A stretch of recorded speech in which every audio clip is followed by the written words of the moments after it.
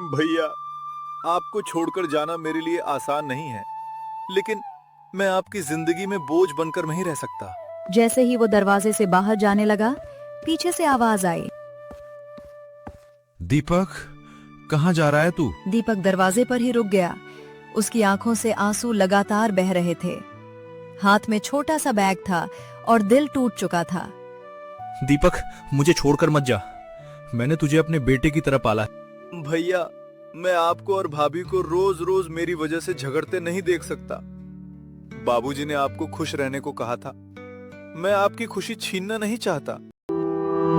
बिहार के छोटे से गांव माधवपुर में किसान रामदास अपने दो बेटों सूरज और दीपक के साथ रहता था। गरीबी थी, लेकिन दोनों भाइयों के बीच बहुत प्यार था।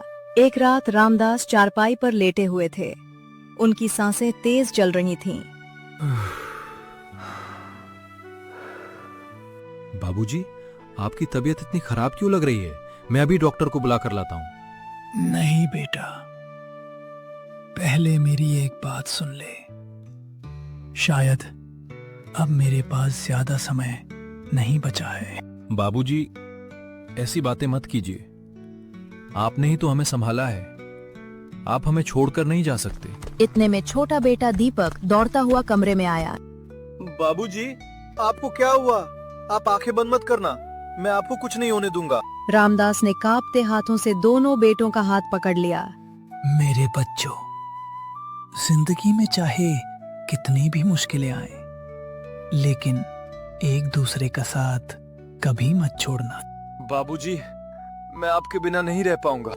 बेटा, जब भी मेरी याद आए, अपने भाई को देख लेना।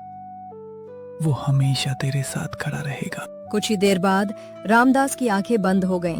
बाबूजी, उठ जाइए, मुझसे बात कीजिए, मुझे अकेला मत छोड़िए।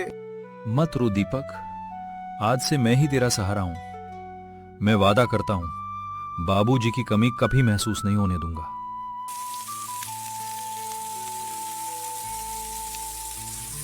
कुछ महीनों बाद घर का माहौल बदलने लगा। नंदिनी को दीपक का घर में रहना पसंद नहीं आने लगा। आखिर कब तक हम इसका खर्च उठाते रहेंगे?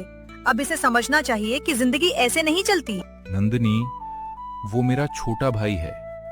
बाबूजी जाते जाते उसकी जिम्मेदारी मुझे देकर गए हैं। दरवाजे के पीछे खड़ा दीपक सब सुन रहा था। जिस भाई ने मुझे पिता का प्यार दिया, आज मैं उसी की परेशानी बन गया हूँ। उसकी आंखों से आंसू गिरने लगे। उस रात दीपक ने अपना बैग उठाया। भैया, आपको छोड़कर जाना मेरे लिए आसान नहीं है, लेकिन मैं आपकी जिंदगी में बोझ बनकर नहीं रह सकता। जैसे ही वो दरवाजे से बाहर जाने लगा, पीछे से आवाज आई। दीपक, कहाँ जा रहा है तू? दीपक दरवाजे पर ही रुक गया। उसकी आंखों से आंसू लगातार बह रहे थे। हाथ में छोटा सा बैग था और दिल टूट चुका था। दीपक, मुझे छोड़कर मत जा। मैंने तुझे अपने बेटे की तरह पाला है। भैया, मैं आपको और भाभी को रोज रोज मेरी वजह से झगड़ते नहीं देख सकता। बाबूजी ने आपको खुश रहने को कहा था। मैं आपकी खुशी छीनना नहीं चाहता। पागल है क्या? तू मेरा छोटा भाई नहीं, मेरी जान है। बाबूजी के जाने के बाद अगर तू नहीं होता तो शायद मैं भी टूट जाता। लेकिन भैया, मैं अब इस घर पर बोझ बन गया हूँ। हर दिन यही महसूस होता है कि मेरी वजह से आपकी जिंदगी मुश्किल हो गई है। सुन, अगर पूरी दुनिया भी तुझे बोझ कहे, तब भी मेरा दरवाजा तेरे लिए हमेशा खुला रहेगा। अगर इसे जाना है तो जाने दीजिए। आखिर कब तक हम इसका सहारा बनेंगे? सूरज का चेहरा गुस्से से लाल हो गया। नंदिनी, आज तुमने मुझे बहुत दुख पहुंचाया है। ये मेरा भाई है, कोई पराया नहीं। अगर बाबूजी आज जिंदा होते तो क्या उन्हें भी घर से निकाल देती? नंदिनी कुछ पल के लिए चुप हो गई, लेकिन उसका गुस्सा अभी भी कम नहीं हुआ। मैं सिर्फ अपने परिवार का भविष्य देख रही हूँ। यही तो मेरा परिवार है, तुम भी और दीपक भी। परिवार किसी एक से नहीं बनता। भैया, मैं आपको और भाभी को रोज रोज मेरी वजह से झगड़ते नहीं देख सकता। बाबूजी ने आपको खुश रहने को कहा था।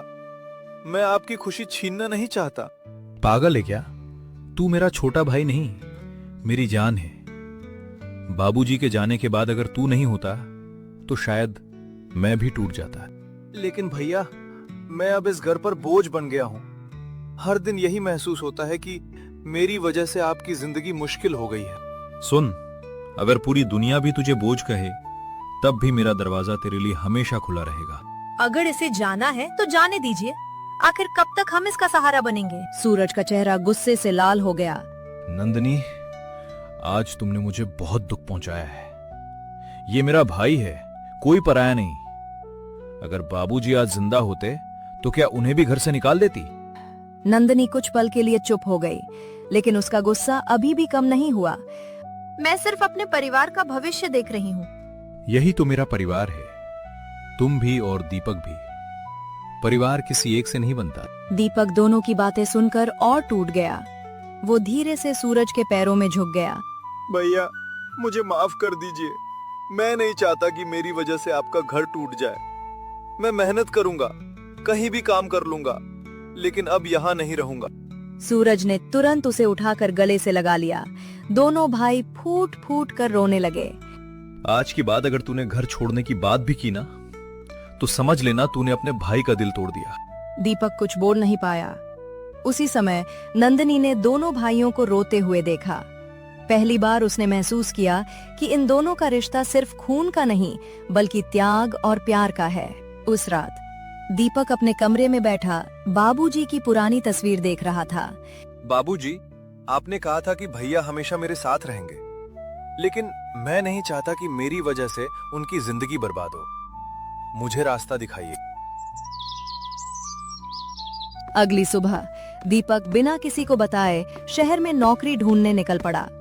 पूरा दिन भटकने के बाद भी उसे कोई काम नहीं मिला। शाम को वो एक सड़क किनारे बैठा रो रहा था।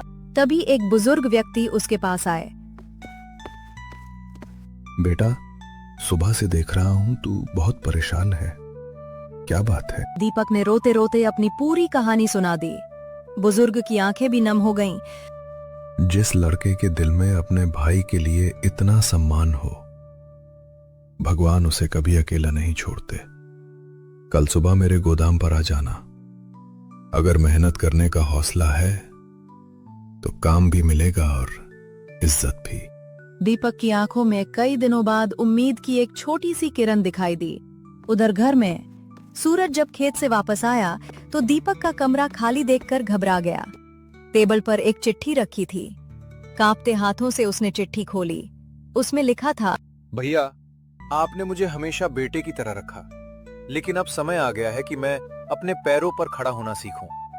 मैं आपसे दूर नहीं जा रहा, सिर्फ इतना चाहता हूं कि एक दिन आप मुझ पर गर्व करें। आपका छोटा भाई दीपक। चिट्ठी पढ़ते ही सूरज की आंखों से आंसू बहने लगे।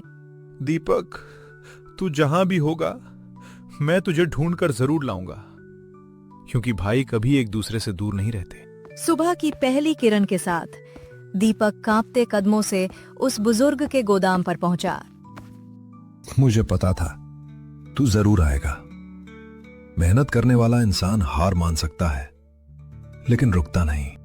बाबा, मुझे सिर्फ एक मौका चाहिए। मैं अपनी मेहनत से सबका भरोसा जीतना चाहता हूं।